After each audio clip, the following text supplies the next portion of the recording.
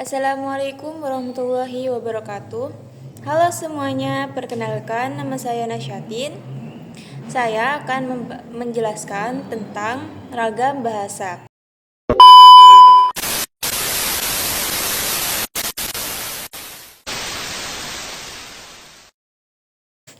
Mari kita mulai. Ragam bahasa adalah bahasa yang bervariasi menurut konteks pemakaian atau topik yang dibicarakan, hubungan antar pembicara. Medium pembicaraan. Ragam bahasa tidak berfungsi sebagai atribut tetap seorang pembicara. Bahasawan yang kompeten biasanya menguasai berbagai jenis ragam bahasa dan mampu menyesuaikan ragam yang dipakai dengan situasi dan tujuan berbahasa. Macam-macam ragam bahasa, yaitu ragam bahasa berdasarkan media. Dilihat dari media atau sarananya. Bahasa Indonesia dibedakan menjadi dua, yaitu ragam lisan dan tulisan. Yang kedua, ragam bahasa berdasarkan standar. Terdapat pergolongan ragam bahasa berdasarkan standar atau kebakuan bahasa. Perbedaan antara ragam standar, non-standar, dan semi-standar dilakukan atas dasar 1. Topik yang sedang dibahas. 2. Hubungan antar pembicara. Yang ketiga, medium yang digunakan. Yang keempat, lingkungan atau situasi saat pembicaraan terjadi. Ciri yang membedakan antara ragam standar, semi-standar, dan non-standar di antaranya meliputi yang ke-1, penggunaan kata sapaan dan kata ganti. Yang kedua, imbuhan. Yang ketiga, penggunaan konjungsi. Yang keempat, penggunaan fungsi yang lengkap. 3. Ragam bahasa Indonesia berdasarkan cara pandang penutur. Apabila dilihat dari cara pandang penutur atau pembicaraannya, ragam bahasa Indonesia dibedakan menjadi 1. Ragam dialek. Contohnya, gue udah baca itu buku. Yang kedua, ragam terpelajar. Contohnya, saya sudah membaca buku itu. Yang ketiga, ragam resmi. Contohnya, saya sudah membaca buku itu. Yang keempat, ragam tak resmi. Contohnya, saya sudah baca buku itu. 4. Ragam bahasa Indonesia berdasarkan topik pembicaraan. Terdapat berbagai ragam bahasa yang digunakan dilihat dari topik pembicaraannya. Salah satu ciri dari ragam tersebut adalah ragam ilmiah memiliki beberapa karakteristik seperti 1. Bahasa Indonesia ragam buku. Yang kedua, penggunaan kalimat efektif. Yang ketiga, menghindari makna ganda. Yang keempat, penggunaan kata dan ilmiah yang bermakna lugas dan menghindari pemakaian kata dan istilah yang bermakna kiasan.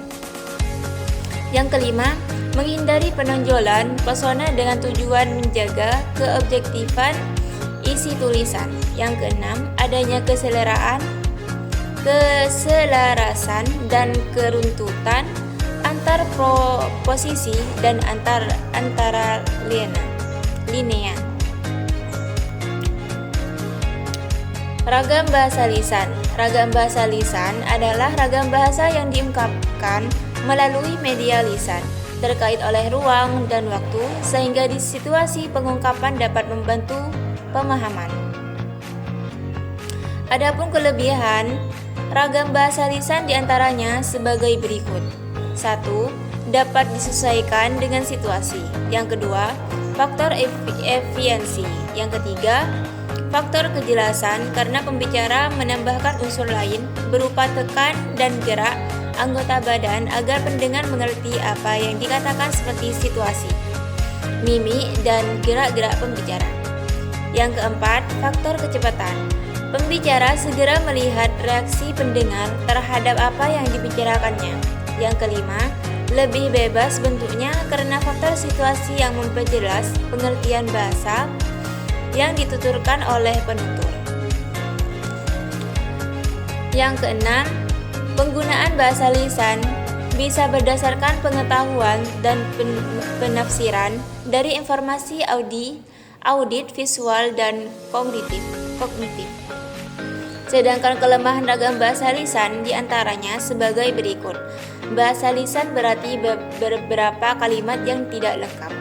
Bahkan terdapat frase-frase sederhana. Yang kedua, penutur sering mengulangi beberapa kalimat. Yang ketiga, tidak semua orang bisa melakukan bahasa lisan secara baik. Yang keempat, aturan-aturan bahasa yang dilakukan seringkali menggunakan ragam tidak formal. Ragam bahasa tulisan.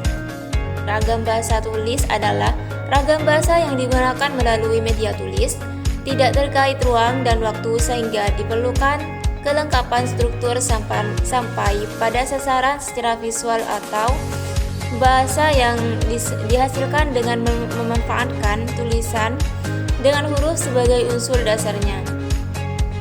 Ciri-ciri ragam bahasa tulis adalah sebagai berikut. 1. Tidak memerlukan kehadiran orang lain. 2. Unsur gramatikal dinyatakan secara lengkap. Yang ketiga, tidak terikat ruang dan waktu. 4. Dipengaruhi oleh tanda baca atau ejaan.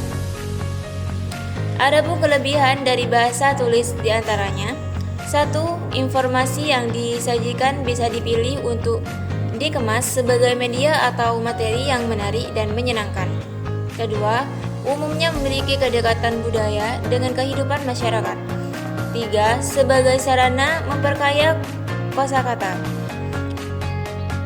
Keempat, dapat digunakan untuk menyampaikan maksud, membeberkan informasi atau mengungkap unsur-unsur emosi sehingga mampu mencanggihkan wawasan pembaca. Sedangkan kelemahan dari ragam bahasa tulis yaitu diantaranya sebagai berikut. 1. Alat atau sarana yang memperjelas pengertian seperti bahasa lisan itu tidak ada akibatnya. Bahasa tulisan harus disusun lebih sempurna. Yang kedua, tidak mampu menyajikan berita secara lugas, jernih dan jujur jika harus mengikuti kaidah-kaidah bahasa yang dianggap cenderung miskin daya, pikat, dan nilai jual. 3. Tidak ada dalam bahasa tulisan tidak dapat diperjelas atau ditolong. Oleh karena itu, dalam kajian tersebut, kesimpulannya di sini adalah berdasarkan beberapa ciri serta kelebihan dan kelemahan yang dimiliki oleh ragam bahasa lisan maupun tulis, berikut ini dapat kita tarik beberapa perbedaan di antara kedua ragam bahasa tersebut, yaitu 1. Bahasa lisan didukung isyarat paralinguistik. Yang kedua, bahasa tulis dapat menyimpan informasi tanpa bergantung pada ruang dan waktu. Yang ketiga, bahasa tulis dapat memindahkan bahasa dari bentuk oral ke bentuk visual, memungkinkan kata-kata lepas dari konteks aslinya. Yang keempat, sintaksis bahasa lisan kurang terstruktur dibandingkan dengan sintaksis bahasa tulis. Yang kelima, bahasa tulis banyak mengandung benda metalingual yang menghubungkan antara frasa klausa. Yang keenam, struktur bahasa tulis umumnya subjek predikat. Bahasa lisan memiliki struktur topik sebutan atau topik kometitifon. Yang ketujuh, bahasa lisan jarang menggunakan konstruksi pasif. Yang kedelapan, bahasa lisan sering mengulangi bentuk sintaksis. Yang kesembilan, bahasa lisan dapat diperhalus sambil terus berbicara. Sekian dari penjelasan dari saya. Apabila ada kesalahan atau kekurangan, saya mohon maaf. Sekian dari saya. Wassalamualaikum warahmatullahi wabarakatuh.